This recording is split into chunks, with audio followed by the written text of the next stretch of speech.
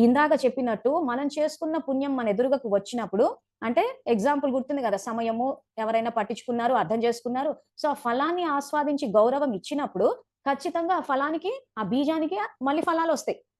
ఎందుకంటే మనం గౌరవం ఇచ్చాం కాబట్టి. సపోజ్ ఎవరినన్నా చూసి ఈర్ష్య చెందామంటే అప్పుడు ఏమవుతది? వాళ్ళలో ఉన్న సఫలత, వాళ్ళలో ఉన్న సంపద మనకు నచ్చట్లేదు కాబట్టి ఏం బీజం నాటాము? నాకు సఫలత, సంపన్నత నచ్చదన్న బీజాన్ని నాటాం కాబట్టి అది లేని ఫలాలే వస్తాయి.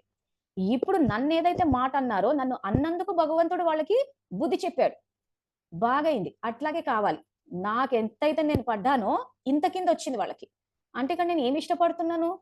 వాళ్ళ బాధ, వాళ్ళ దుఃఖము, వాళ్ళ ఏడుపు ఇవన్నీ నాకు నచ్చుతున్నాయి. ఆస్వాదిస్తున్నాను. స్వీకరిస్తున్నాను. సో, ఏ బీజాన్ని నాటాను నేను? దుఃఖము, ఏడుపు, అలజడి ఈ బీజాన్ని నాటినప్పుడు దుఃఖము, అలజడి, బాధ ఇవే ఫలాలొస్తాయి. ఎందుకంటే నేను ఇష్టపడుతున్నాను కాబట్టి.